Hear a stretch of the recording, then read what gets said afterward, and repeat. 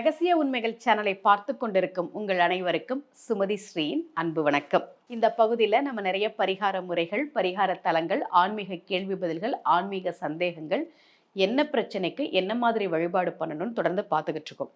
இன்னைக்கு நீங்க தொழில் செய்யறவங்களா இருந்தா, தொழிலில் லாபம் கிடைக்க, தொழில் வெற்றி பெற, தொழில் விருத்தியாக, அல்லது புதுசா நீங்க ஒரு பிசினஸ் தொடங்க போறீங்கன்னா எந்த கோவிலுக்கு போறது, என்ன வழிபாடு பண்ணணும் அப்படின்றத பத்தி தான் இன்னைக்கு உங்களுக்கு சொல்ல போறேன். நான் ஏற்கனவே தொழில் நடத்துறவங்க, பிசினஸ் பண்றவங்க அந்த தொழில்ல லாபம் கிடைக்கிறதுக்கு எந்தெந்த கோவில்களுக்கு போகணும், என்னென்ன மாதிரி பரிகாரங்கள் பண்ணணும்னு வேற வேற பதிவுகள் நான் சொல்லியிருக்கேன். அதையும் நீங்களோட பார்த்துருங்க.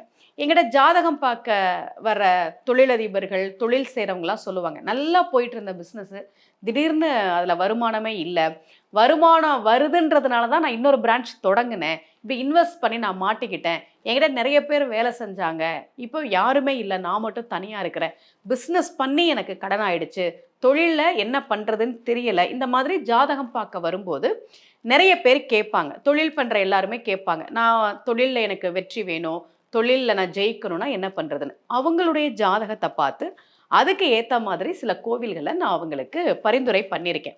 நான் எப்போவுமே கோவில் பரிகாரம் மட்டும்தானே சொல்லுவேன். என்னோட பதிவுகளை பார்க்குற எல்லாருக்குமே தெரியும், என்ன பிரச்சனையாக இருந்தாலும் அந்த பிரச்சனைக்கு எந்த கோவிலுக்கு போகணுமா அப்படி நான் கோவில் பரிகாரம் மட்டும்தான் சொல்வேனே தவிர, ஒரு லிஸ்ட்டு கொடுத்து இதெல்லாம் ரெடி பண்ணுங்க, இதெல்லாம் பண்ணிடலாம் அப்படின்னு ஒரு நாளும் நான் சொல்ல மாட்டேன். அவங்க அந்த கோவில்களுக்கு போகும்போது, வழிபாடு செய்கிற போது நிச்சயமாக ஒரு முன்னேற்றம் அவங்க வாழ்க்கையில் இருக்குது.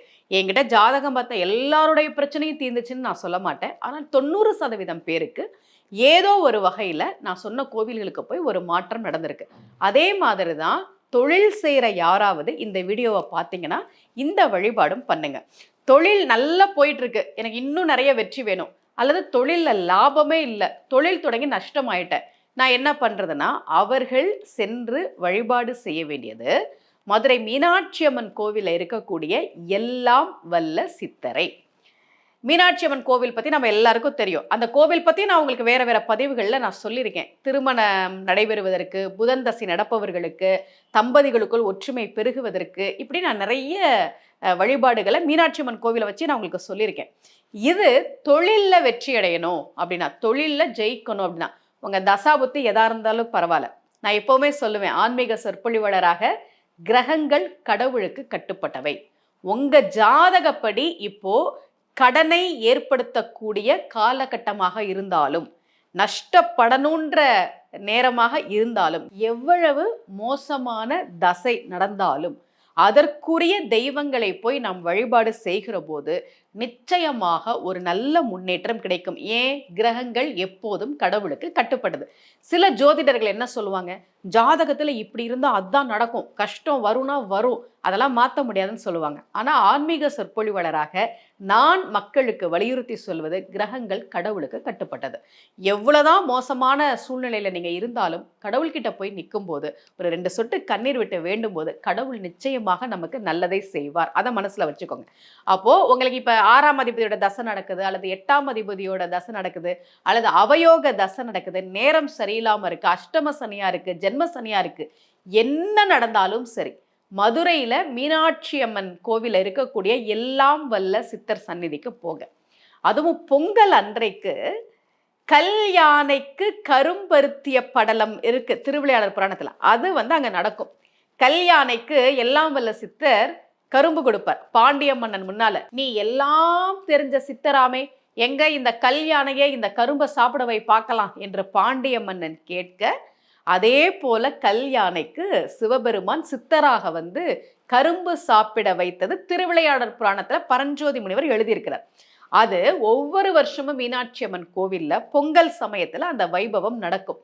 எல்லாம் வல்ல சித்தர்னு ஏன் சிவபெருமானுக்கு பேருனா, சித்தர்களுக்கெல்லாம் தலைவனாக இருக்கக்கூடியவர், நாம என்ன கேட்டாலும் எல்லாவற்றையும் கொடுக்கக்கூடியவர். ரொம்ப ரொம்ப முக்கியமா தொழிலில் ஜெயிக்கணும், தொழில் விருத்தியாகணும், தொழிலில் லாபம் கிடைக்கணும்னா நீங்கள் மதுரைக்கு போய் மீனாட்சி அம்மனை பார்த்துட்டு, சொக்கநாதரை பார்த்துட்டு, எல்லா சந்நிதியிலையும் சாமி கும்பிட்டுட்டு, துர்க்கை அம்மன் சந்நிதிக்கு பக்கத்திலேயே எல்லாம் வல்ல சித்தர் சந்நிதின்னு இருக்கும், அங்கே போய் நல்லா வேண்டிக்கோங்க.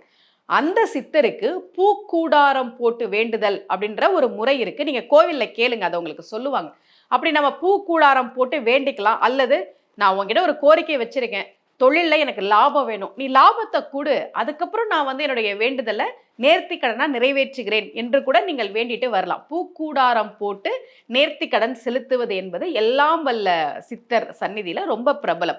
அப்போ உங்களுக்கு தொழில்ல வெற்றி வேணும், தொழில்ல ஜெயிக்கணும். முக்கியமா பெண்கள் தொழில் செய்யக்கூடிய பெண்கள் என்கிட்ட நிறைய பேர் பேசுவாங்க. நாங்க டெய்லரிங் ஷாப் வச்சிருக்கோம், பியூட்டி பார்லர் வச்சிருக்கிறோம்.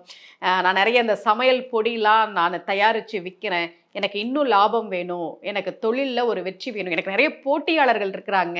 ஒரு பெண் ஒரு தொழில்ல ஜெயிச்சு வரணும்னா நிறைய சவால்கள் இருக்கு.